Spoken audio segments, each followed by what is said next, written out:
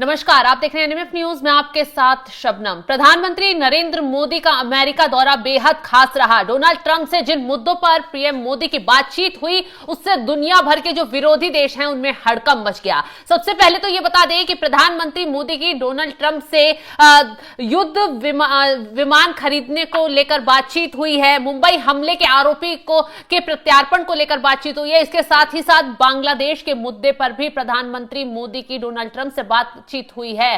तो इसके साथ ही सोरोस का मुद्दा भी इस दौरान उठाया गया। एक पत्रकार ने डोनाल्ड ट्रंप से सवाल पूछा कि बांग्लादेश में जो हालात हैं वो बाइडेन सरकार में डीप स्टेट की वजह से हुए हैं। तो इस पर ट्रंप ने जवाब दिया और सोरोस का मुद्दा भी, बांग्लादेश में सोरोस का बेटा गया था, उसको लेकर भी ट्रंप के आगे बातचीत मुद्दा रखा गया। तो ऐसे में डोनाल्ड ट्रंप का कहना है कि बांग्लादेश का आप जो भी देखना है वो प्रधानमंत्री मोदी देखेंगे। तो इस पर चर्चा के लिए हमारे साथ जुड़े हुए हैं वरिष्ठ पत्रकार पंकज प्रसून जी। पंकज जी, जिस तरीके से प्रधानमंत्री मोदी डोनाल्ड ट्रंप के आगे बैठे, तमाम मुद्दों पर बातचीत हुई जिससे विरोधी देशों में हड़कंप तो मचा ही, लेकिन इस दौरान बांग्लादेश पर बेहद खास बयान और बेहद कड़े शब्दों में डोनाल्ड ट्रंप की तरफ से एक बड़ा बयान दिया गया कि बांग्लादेश को अब प्रधानमंत्री मोदी देखेंगे। इसके क्या मायने? देखिए शबनम, कई मुद्दों पर बातचीत हुई जी। और पाकिस्तान और Bangladesh they are not so important country. वो कोई ऐसे देश है नहीं जिसके बारे में भारत और अमेरिका जब बैठे तो बातचीत की जा सके। हाँ। तो एक पत्रकार ने पूछा था उनसे कि बांग्लादेश में जो तख्ता पलट करवाया डीप स्टेट के सहयोग से मिलके, डोनाल्ड लू की भूमिका वगैरह और सोरोस का जो बेटा मिलने गया, तो ट्रंप ने कहा, लगभग नेग्लेक्ट करते हुए कहा कि अरे बांग्लादेश का जो मुद्दा है वो भारत और नरेंद्र मोदी देख लेंगे और वो अपने तरीके से जानते हैं क्या करना है। वो 100 सालों से इस तरह के इस्लामी आतंकवाद को देख रहे हैं, उनके साथ लड़ रहे हैं और बहुत सक्सेसफुली लड़ रहे हैं। तो वो सारा मोदी देख लेंगे, वो दैट इज नॉट इम्पोर्टेंट। कल भी प्रधानमंत्री मोदी से बोला गया कि क्योंकि यहाँ पॉलिटिकल नैरेटिव सेट करना है, तो बोला गया इमिग्रेंट्स जो इलीगल हैं उसके मुद्दे पर या बांग्लादेश वाले पे। उन्होंने कहा कि जब दो बड़े राष्ट्राध्यक्ष मिलते हैं तो इन सब छोटे मोटे मुद्दों को नहीं ध्यान देना चाहिए। जो बड़ा चीज जो हुआ है वो आप समझिए, ऑप्टिक्स के लिहाज से और जो ठोस जो समझौते हुए उसके लिहाज से समझना होगा। बांग्लादेश और पाकिस्तान की क्या हैसियत है पूरी दुनिया भर में? कुछ नहीं। ट्रेड, इकोनॉमी, कॉमर्स, पावर, कुछ नहीं है। ये सब का न्यूसेंस वैल्यू एक है। तो हम क्यों इतना महत्व देते हैं इन दोनों को? जो ऑप्टिक्स के लिहाज से सबसे पहले मैं बताता हूं। बताइए कि अभी ये चौथे राष्ट्राध्यक्ष हैं प्रधानमंत्री जो कि डोनाल्ड ट्रंप से मुलाकात कर रहे हैं जब से वो दोबारा सत्ता में आए हैं। एक जॉर्डन के किंग हुए जो कुछ दिन पहले मिले, उसके बाद सबसे पहले इजराइल के राष्ट्रपति मिले और बीच में जापान के जो प्रधानमंत्री थे वो मिले। ऑप्टिक्स के लिहाज से प्रधानमंत्री नरेंद्र मोदी का दौरा इसलिए खास रहा कि देखिए जितने बड़े अधिकारी हैं, जैसे एफबीआई के जो डायरेक्टर हैं काश पटेल, वो मिलने आए। लेकिन कैसे मिलने आए? वो अपने पिता को साथ लेकर मिलने आए। उनके पिता और वो दोनों थे। या फिर जो एलन मस्क आए, वो पूरा अपना परिवार के साथ आए थे, अपने बच्चों के साथ। बच्चों से भी मुलाकात की, गिफ्ट्स दिए। तुलसी गबार्ड जो कि वहां इंटेलिजेंस हेड की चीफ एजेंसी की निदेशक, नहीं, वो सबसे फर्स्ट स्पाई ऑफ अमेरिका। और सबसे बड़ी बात, ट्रंप से मुलाकात से पहले तुलसी गबार्ड की प्रधानमंत्री मोदी से मुलाकात हुई। यही मैं बोल रहा हूं कि ऑप्टिक्स के लिहाज से देखिए, वो तुलसी गबार्ड मिलती है, कहती है कि नरेंद्र मोदी मेरे लिए फादर फिगर की तरह है। एलन मस्क मिलते हैं तो पूरे परिवार के साथ मिलते हैं। वो साबित करता है कि कितने नजदीक और कितना एक वार्मथ है रिलेशनशिप में। काश पटेल अगर मिलते हैं तो अपने पिता को साथ लेकर मिलते हैं, क्योंकि ये भारत के आंध्र प्रदेश से वहां गए और उनकी मां और पिता दोनों का रूट्स भारत में है। और फिर वो अभी आज एफबीआई के डायरेक्टर है वहां पे। और फिर जब राष्ट्रपति ट्रंप मिले तो पहली मुलाकात में हैंडशेक करते वक्त क्या बताया? I was missing you, I missed you a lot। तो तस्वीरों के लिहाज से, ऑप्टिक्स के लिहाज से यह साबित करता है कि बहुत अच्छे रिश्ते हैं अभी। और राष्ट्रपति डोनाल्ड ट्रंप ने तो यहां तक कह दिया कि जो बाइडेन प्रशासन है उस दौरान भारत और अमेरिका के रिश्ते अच्छे नहीं हुए, और जो बाइडेन प्रशासन ने जो डीप स्टेट के माध्यम से जो भारत में कुछ करने की कोशिश की, दैट वाज डिजास्ट्रस, और वो नहीं होना चाहिए था। ट्रंप ने तो यहां तक कह दिया, ट्रंप ने तो यहां तक कहा कि पीएम मोदी जो हैं वो सख्त नेगोशिएटर हैं, मेरा उनसे कोई मुकाबला नहीं है। नहीं, ये तो बोलने के लिए होता है, दोनों अपने अपने तरह से कोशिश कर रहे थे कि ज्यादा से ज्यादा कौन प्राप्त करता है। तो मैं ऑप्टिक्स के लिहाज से बोल रहा था कि दिख रहा था कि दोनों के बीच बहुत अच्छी बोनहोमी है, बहुत अच्छे रिलेशन है, और ट्रंप प्रशासन के बड़े अधिकारियों के साथ है। ये तो ऑप्टिक्स में बोल रहा, जो कि तस्वीरों में कैद हुई बातें। ठोस क्या हुआ, क्योंकि हम जो है ना भारतीय बहुत इमोशनल हैं, गले लगाया, हाथ मिलाया, इन सब चीजों पर ज्यादा फोकस करते हैं। लेकिन ठोस जो होता है ना वर्ल्ड डिप्लोमेसी में, कि आपने क्या पाया और बदले में क्या खोया जब बातचीत करने गए हैं। तो सबसे पहले भारत ने क्या पाया, F-35 दुनिया का सबसे एडवांस फाइटर प्लेन, वो भारत खरीदेगा, इस पे समझौता हो गया है। दूसरा जो ठोस मिला हमें, तहव्वुर राणा, जो कि मुंबई हमले का मास्टरमाइंड था और अमेरिका में छुपा हुआ था, टूटते ही डोनाल्ड ट्रंप ने कहा कि उसको, भारत को प्रत्यर्पण को हमने मंजूरी दे दी है, ले जाए, उससे पूछताछ करे कौन कौन लोग शामिल थे, बहुत ज्यादा खुलासे होंगे, क्योंकि वो मास्टरमाइंड था। IMEC के लिए भी ट्रंप तैयार हो गए तीसरे में। हाँ, वो India middle east Europe economic corridor है वो। वो क्या है कि भारत के 2 पोर्ट से, मुद्रा पोर्ट से, मुंबई पोर्ट से सऊदी अरब जाएंगे हमारे सारे सामान, ट्रेड, और वहां से बाय रोड वो चला जाएगा, सऊदी से यूएई जाएगा, और यूएई से हाइफा पोर्ट इजराइल जाएगा, वहां से ग्रीस का पोर्ट जाएगा, और ग्रीस के बाद यूरोप में है वो ग्रीस, और उसके बाद हम अपना सामान बहुत कम समय में भेज सकते हैं। तो इस बात को लेकर तेजी से उस काम को कैसे कंप्लीट किया जाए, इस पे सहमति बनी है। जो ठोस है उस पे हमें ध्यान दें। चौथा जो ठोस समझौता हुआ वो ये है कि भारत और अमेरिका दोनों मिलकर पोर्टेबल मॉड्यूलर न्यूक्लियर रिएक्टर्स बनाएंगे। अभी जो भी न्यूक्लियर रिएक्टर्स बनते हैं वो बड़े होते हैं और उसमें बहुत खर्चा होता है, और बनाने में बहुत तरह की बाधाएं हैं। व्यापार को डबल किया जाएगा। वो तो बताया ही है कि 2025 तक 200 बिलियन का व्यापार है अमेरिका और भारत के बीच। इसे अगले 5 साल में 500 बिलियन तक करने हैं। Billion dollar. हाँ, और जो ट्रेड है वो भारत के फेवर में $46 बिलियन ट्रेड सरप्लस है। मतलब भारत अमेरिका, अगर दोनों को कौन पाया कौन खोया के लिहाज से देखिएगा, तो भारत को $86 बिलियन भारत की तरफ टिल्ट है वो। उसके बाद जो नए जमाने की टेक्नोलॉजी जो है, वो AI हो गया, सेमीकंडक्टर्स हो गए, क्वांटम्स हो गए, दोनों देशों ने मिलकर काम करने का फैसला किया है। अमेरिका जो भी पार्टनर नहीं बना था किसी को, अमेरिका करेगा, इसको लेकर भी एक बड़ी डील हुई है। ये तो सबसे अहम डील हो जाती है भारत के लिए। नहीं, भारत ने तो साफ साफ कहा है ना कि हमारे बढ़ते इकोनॉमी के लिए एनर्जी नीड्स है हमारे। आप कहते हैं बार बार कि चाबहार पोर्ट में क्यों हम हैं वहां पे, या फिर रशिया से सस्ता कच्चा तेल क्यों ले रहे हैं, तो भाई हमारी जरूरत है, हम लेंगे। और आपको लगता है कि ना ले तो इसके बदले में आप विकल्प हमें दो, आप दो, हमें तो कम पैसे में चाहिए ना।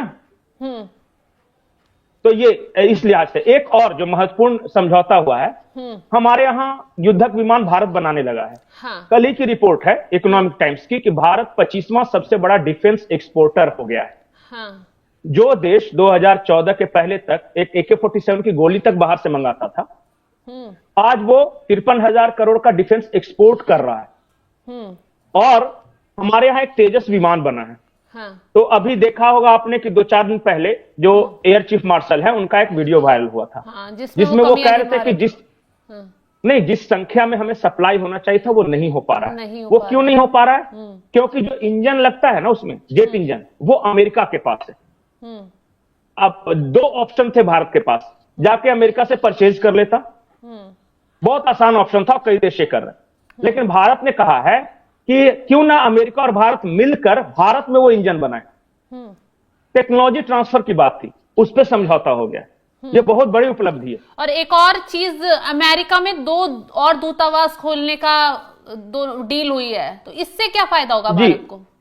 नहीं, देखिए, अभी जो भी भारतीय रह रहे हैं अमेरिका में, उन्हें न्यूयॉर्क में या वाशिंगटन DC में जो दूतावास है हमारा, और वहां पे कांटेक्ट करना पड़ता है।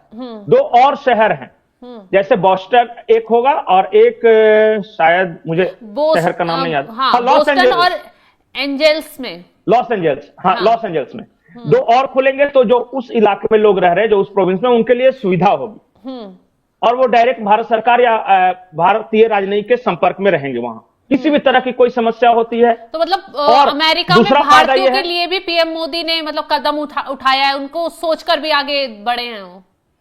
नहीं, सिर्फ एक एंगल नहीं है उसका। हाँ। देखिए, आजकल के जो दूतावास होते हैं ना, वो ट्रेड कॉमर्स के सबसे बड़े सेंटर्स होते हैं। वहां सारा कुछ तैयार होता है, क्या डील होगी, क्या पैक्ट होगा।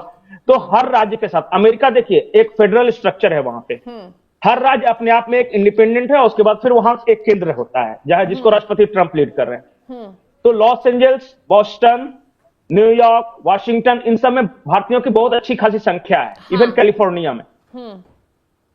तो उन भारतीय लोगों को भारत के साथ अगर कुछ करना है व्यापार, तो उसके लिए सुविधा होगी। या फिर अमेरिकी कंपनियों को अगर इंडिया के साथ करना है और लॉस एंजल्स की कोई कंपनी है, तो सीधे वहां पे कांटेक्ट हो जाएगा।